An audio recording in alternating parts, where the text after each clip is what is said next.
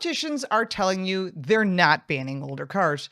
They're just making it more expensive, more restricted, and more of a pain in the backside to keep the one you already paid for until most of you finally give up and buy a new vehicle. That's the quiet playbook unfolding right now in California, New York, Massachusetts, Illinois, and a growing list of other states, and almost nobody in the auto media is willing to say it out loud. So let's say Mike lives in California and has paid off his 2008 Camry 3 years ago. It's got 142,000 miles on it and still starts every morning, gets him to work and the kids to school. And the only major repair last year was a set of brake pads he installed himself in the driveway on a Saturday morning. But Mike is not a car collector. He's not making a political statement. He's just a working guy who does the math and figures another 5 years out of this car is smarter than a new car payment. Then he opens the next letter from the Department of Motor Vehicles, the DMV, my favorite place, that says the state is stacking on some new annual fees, mandatory state inspections that will dictate exactly which tires and brake pads he's allowed to use and purchase, and new smog regulations that keep getting pricier on anything older than a certain year car. All of this on top of registration costs and by-the-mile fees. Yes, this is happening in many states. But what is the goal of these states? All of this is going on while many politicians will look straight into the camera and swear they are not banning older cars. They're simply protecting the air and keeping the roads safer. They're helping you get into a safer, newer car. At your cost, of course. Now let's get back to Mike. He starts running the numbers and discovers that staying legal with the car he already owns is starting to cost almost as much as buying a new car. That is the plan, to push you out of your old car one way or another. We have uncovered some of their evil plans. That is the question almost nobody is asking. What if the real plan was never a dramatic overnight ban of older cars, but a slow, multi-state squeeze that makes keeping the vehicle you already paid for so expensive, so restricted, and so hard to keep running that most people eventually throw in the towel? We have watched this exact movie with electric vehicle mandates for years.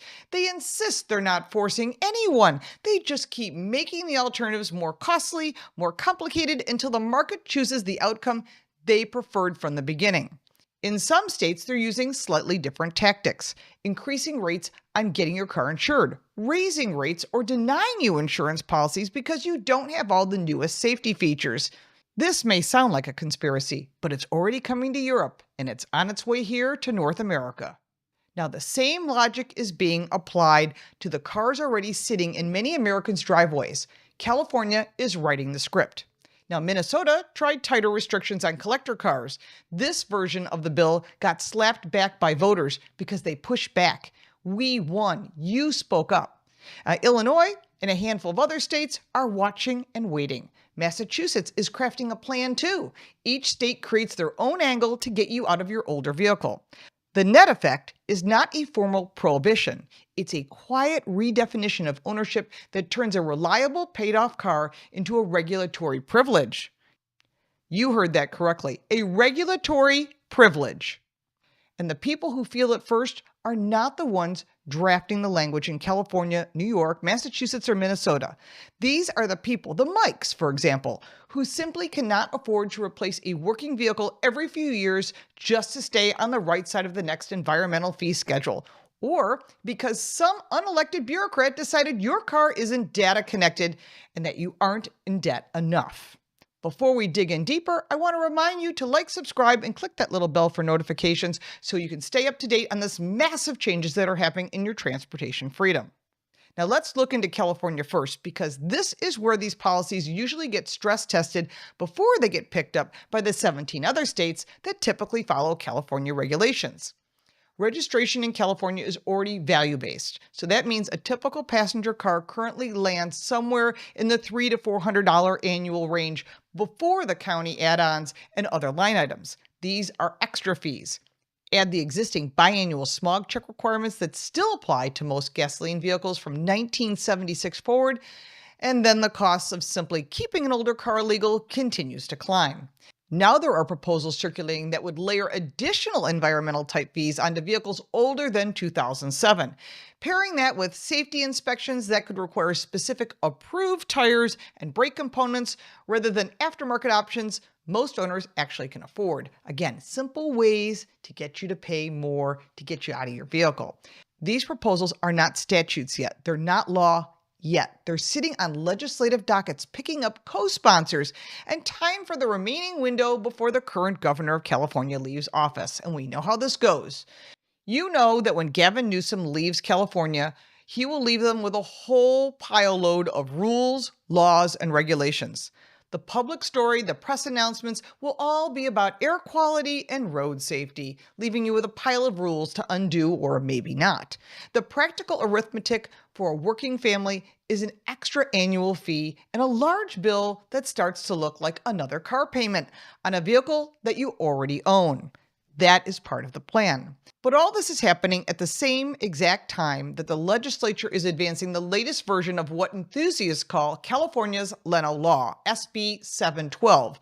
It's an effort from 2026 that proposes a phased-out 35-year rolling smog exemption for classic cars, starting with vehicles manufactured before 1981 and expanding annually to include newer models by 2032.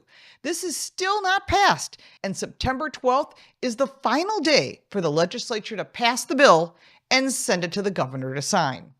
If passed, vehicles falling under this provision must have collector car insurance, display historical vehicle license plates, and those are requirements the average driver won't have. And the bill would go into effect January 1st of 2027.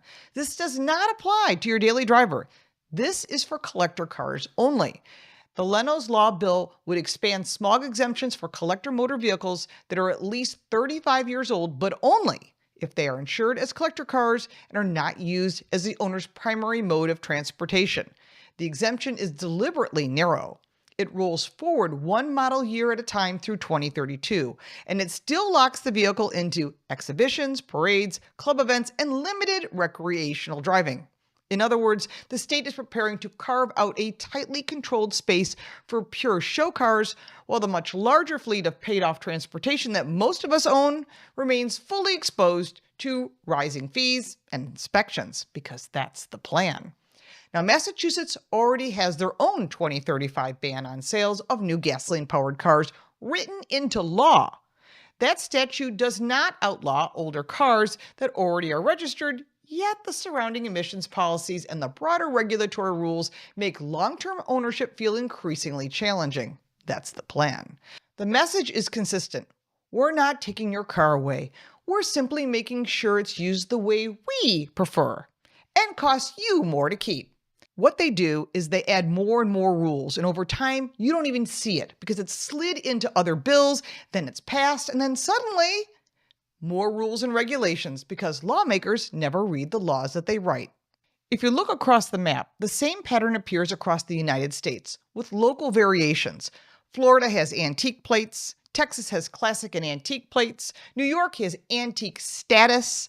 Georgia and Pennsylvania too. Most of them restrict these vehicles to exhibitions, club activities, parades, or occasional pleasure driving, which makes no sense. But that's the rules and regulations that slid in and we missed because regular commuting is off the table. Insurance carriers lay on their own mileage caps and usage limitations so that even a limited insurance policy starts treating your car like a museum piece rather than a machine that is allowed to move under its own power.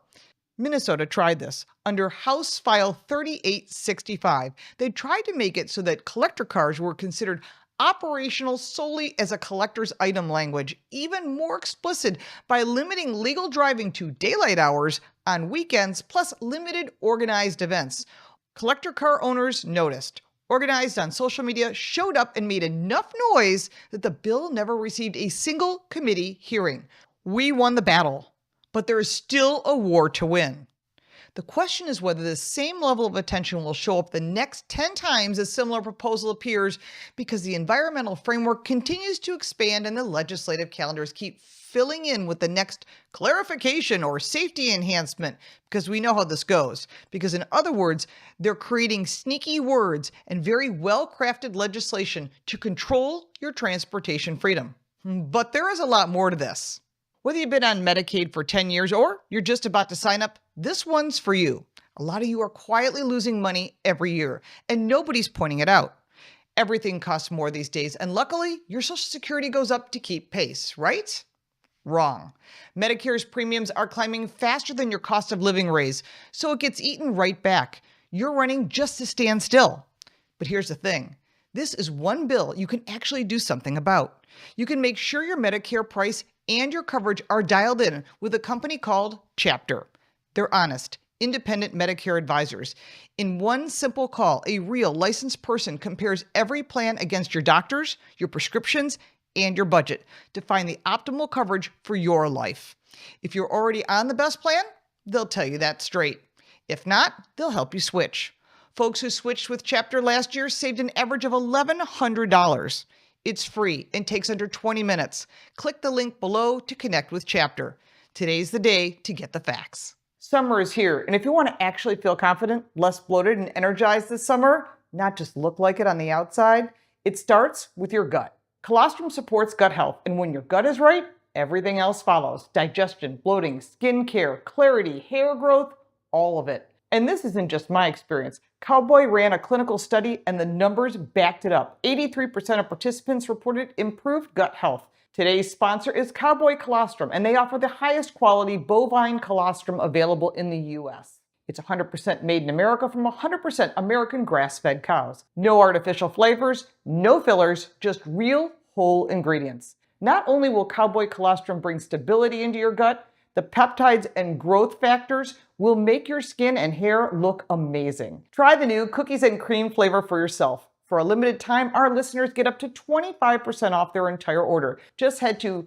cowboycolostrum.com/fix. Use the code FIX, F-I-X, at checkout. That's 25% off when you use code FIX. cowboycolostrum.com/fix. Now, back to the video. This is where separate stories stop looking like a coincidence and start looking like a coordinated plan. While many states are raising the cost and narrowing the legal use of older vehicles, the aftermarket parts and service repair shops that keep those vehicles running is consolidating and shrinking at a very high speed. O'Reilly Auto Parts has placed roughly a $10 billion cash bid for Genuine Parts Company Automotive Division. They operate under the name Napa Auto Parts and Service. The deal is not finalized. Antitrust scrutiny is inevitable because approximately 1,800 O'Reilly and Napa locations sit within a mile of each other. In about 600 of those markets, that's a problem. That means there's no AutoZone, no Advanced Auto Parts nearby, just Napa. A completed transaction or a forced set of consolidation would reduce competition in precisely the neighborhoods where independent shops and do-it-yourselfers still depend on the counter staff who actually recognize older components and have experience. Napa's business plan has always historically left room for locally owned stores and deeper automotive knowledge, where O'Reilly's is more about individual stores, which would limit what's available for repair shops and people that repair the cars themselves. Here's the real result. It shrinks the number of stores and available parts willing to stock less common parts that older vehicles require, that you may need to fix your vehicle. In the same month, Mavis announced a $700 million cash purchase of Pep Boys from Icon Enterprises, expanding a tire and service footprint past 400 locations and creating one larger corporation with greater pricing leverage across wide stretches of the country.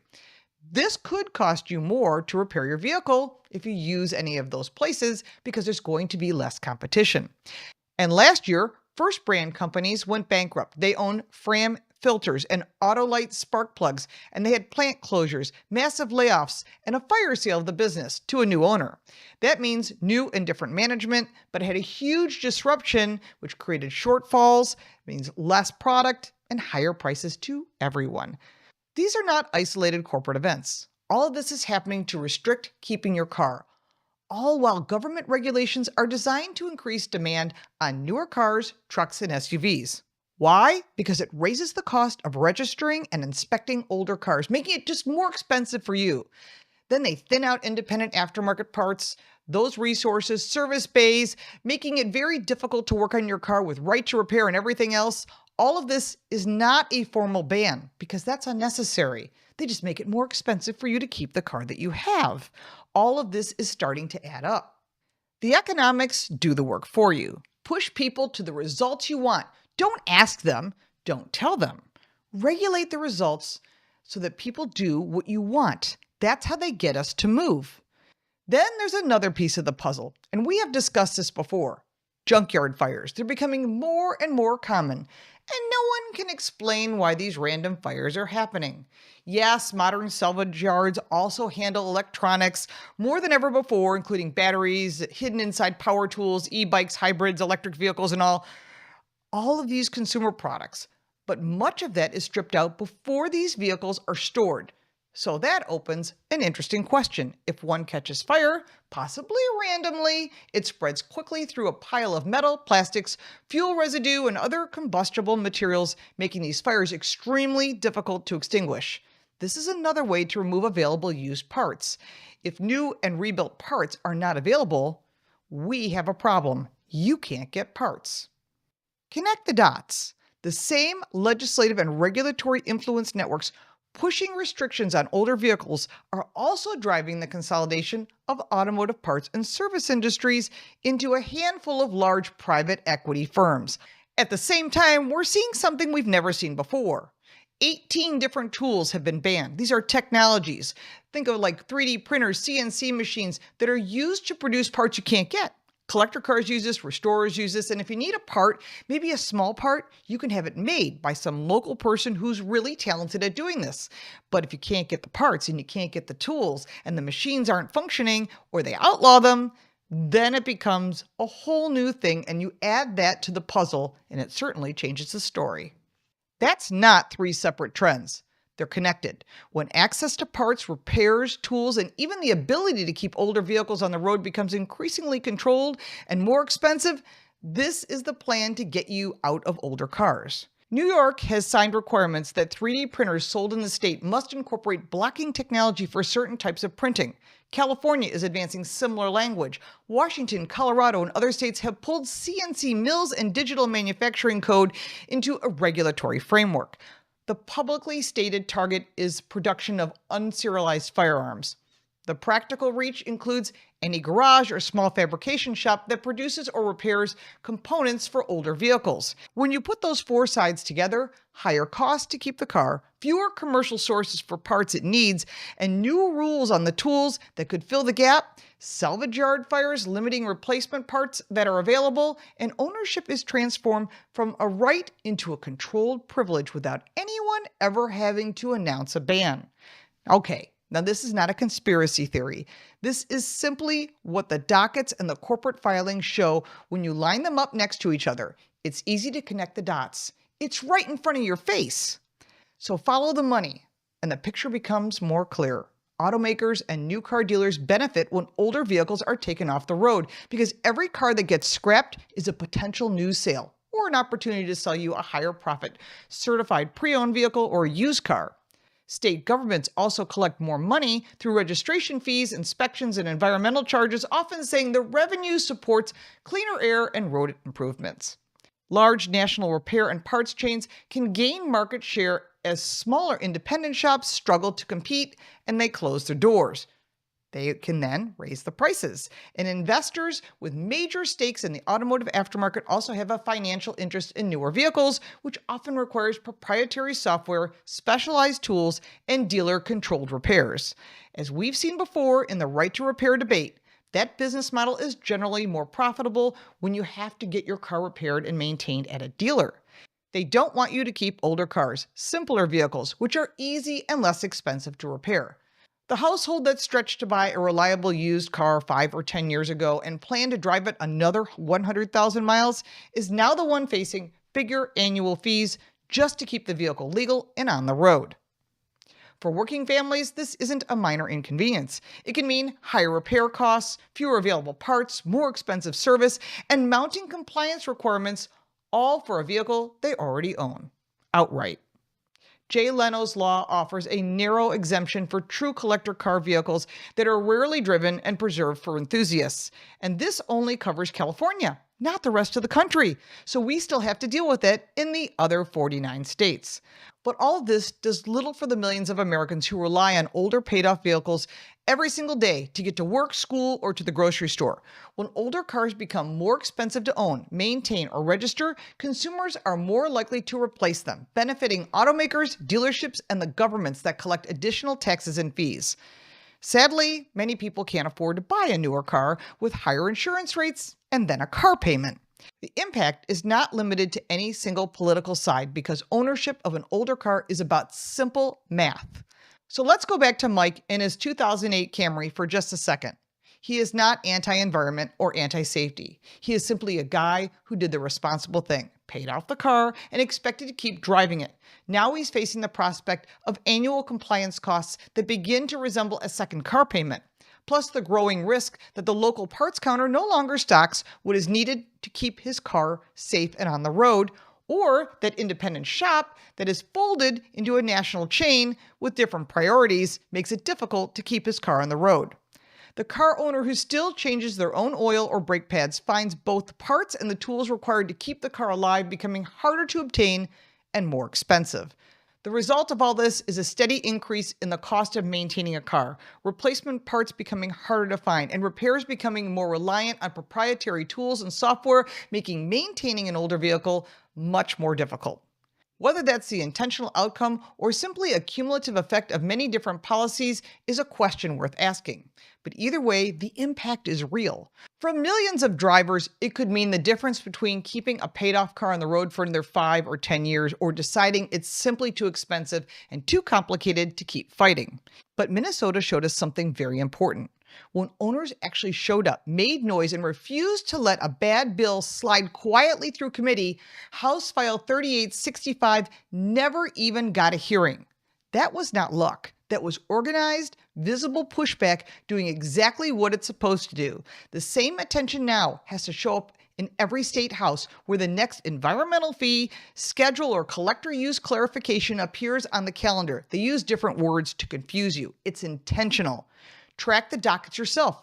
Call the sponsors and the committee members. Tell them you don't want this. While you're watching all these politics and policies go through, protect yourself on the practical side. Right now, if you drive an older vehicle and plan to keep it, buy some extra parts, some commonly worn parts while they're still available in normal prices. Filters, spark plugs, belts, sensors, brake components, and all that. You can always store them and use them when you need them. If you made it all the way to the end of this video, I really appreciate you watching. Please don't forget to like and subscribe and put your comments down below, but I have some important questions for you. Are we watching vehicle ownership get quietly rewritten from a basic right to use to a regulated privilege?